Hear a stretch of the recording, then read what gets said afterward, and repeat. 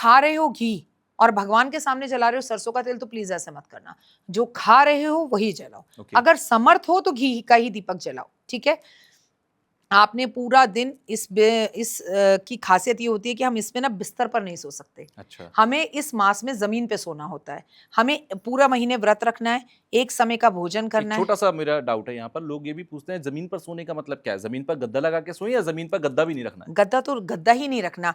आप एक पतली सी चटाई बिछाओ, ओके, पतली सी दरी बिछाओ, आप एसी चलाओ, आप तकिया लो, कोई प्रॉब्लम नहीं है, ठीक आप है, तकिया ले सकते हैं, लेकिन गद्दे पर जिस पर आप सोते हैं उस पर नहीं ठीक है, सोना। कब? अगर आप अधिक मास कर रहे हैं तो ओके, आपको अपनी मनपसंद खाने की कोई भी एक चीज छोड़नी है। ठीक है, सपोज आपको कड़ी बहुत पसंद है, छोड़ दीजिए, एक महीना नहीं खाइए, लेकिन कड़ी चावल बार बार बनाइए और लोगों में उसे बांटिए कि ओके, प्रभु पुरुषोत्तम देवता, हे श्री कृष्ण, मुझे बहुत पसंद है लेकिन मैं आपके लिए त्याग करता हूं और मैं हुँ, उसे छोड़ रहा हूं। संसार में आके ये दे दो, वो दे दो, ये चाहिए, वो चाहिए, भाई चाहिए, शायद बेटा यही व्रत चाहिए। का असली अर्थ है। एग्जैक्टली हुँ, आप एक वक्त का भोजन करें, शाम को खाएं।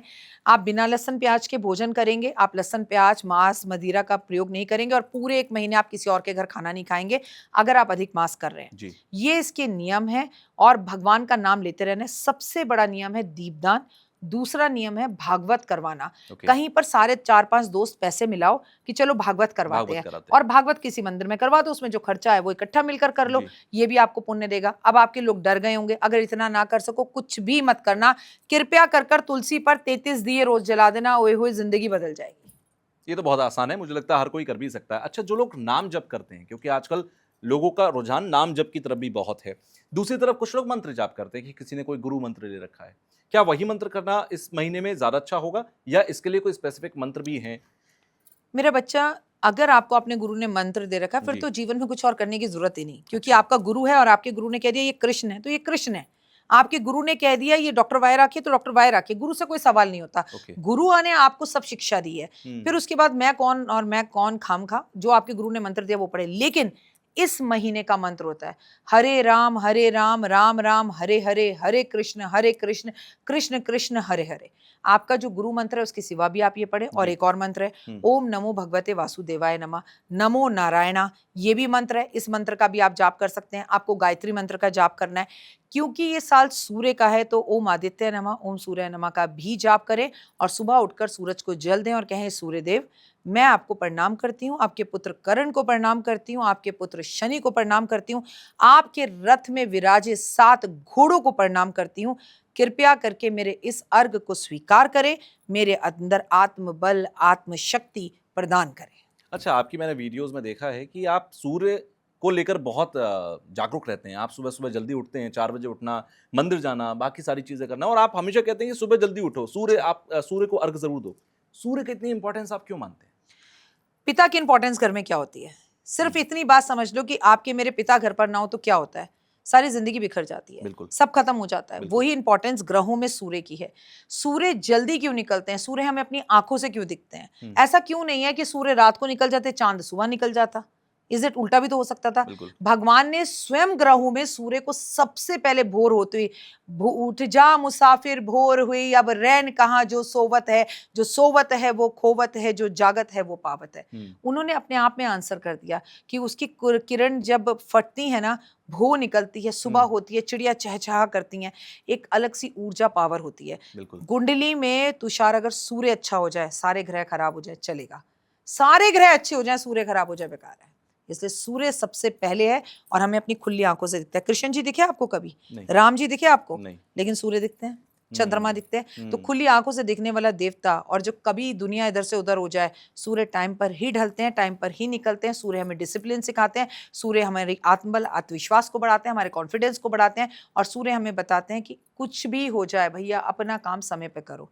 अगर इंसान इतना सीख लेना कि पर्सनल लाइफ प्रोफेशनल लाइफ को साइड में रखो, बिल्कुल। काम है निकलना तो निकलो बस। हुँ। अच्छा, ये मेरा पर्सनल एक्सपीरियंस भी है। आप सुबह जल्दी उठेंगे तो आप रात में फ़ील करेंगे कि हाँ, मैंने सब कुछ पूरा कर दिया, मेरा कंप्लीट डे था। आप सुबह लेट उठेंगे तो आप रात में सोचेंगे अरे यार 4 काम पेंडिंग ही रह गए, भले ही आप कितना उतना ही टाइम दे दें अपने काम को। मैं वापस से अपने टॉपिक पर आता हूँ। पुरुषोत्तम महीने के अंदर वैसे हर महीने में एकादशी का बहुत मायने रखती है। पुरुषोत्तम महीने की भी एकादशी होती है और जी, क्या वो ज़्यादा इम्पोर्टेंट होती है? देखिए वैसे तो टोटल 24 एकादशियां होती हैं, ठीक है। शुक्ल पक्ष कृष्ण पक्ष की जी, मिलाकर। जी। लेकिन जब भी पुरुषोत्तम मास आ जाता है तो ये एकादशी एक बढ़ जाती है, 2। ठीक 2 है, तो ये जी, 26 एकादशी हो जी, जाती हैं। जब पुरुषोत्तम महीना अपने आप में इतना पावरफुल है, तो उसकी एकादशियाँ तो और भी पावरफुल हो गई, हुँ, क्योंकि वो तो 3 साल में एक बार आती हैं। जी, भले ही आप कभी भी किसी भी एकादशी का व्रत मत रखो, लेकिन 3 साल में केवल एक बार आने वाली पद्मा एकादशी, पद्मनी एकादशी, इसका व्रत तो हमें रखना ही पड़ेगा। ये एकादशियाँ आपको मान, सम्मान, प्रतिष्ठा, यश, धन, दौलत और आरोग्यता देती हैं। ठीक है। और इन एकादशियों पर हमें आंवले के पेड़ की पूजा ज़रूर करनी है, हमें तुलसी की पूजा ज़रूर करनी है और इन एकादशियों पर हमें दान करना है। पूरे साल चावल का दान एक तरफ और ये अधिक मास में पड़ने वाली 2 एकादशियों पे चावल का दान एक तरफ। अच्छा, क्योंकि ये जेठ का महीना है और जेठ का महीना यानी कि मई-जून के आसपास पड़ने वाला महीना, ज़्यादातर लोग इन महीनों में जो दान करते हैं, वो प्याऊ लगवा देना, कहीं पर बिल्कुल, पानी बँटवा देना, बिल्कुल। कहीं पर छबील लगवा देना। जी। क्या ये ठीक रहेगा लगवाना? देखिए, पानी तो जितना बाँटें उतना जी, कम है और लोगों के मन में ये होता है कि राखी जी हम क्या दान करें?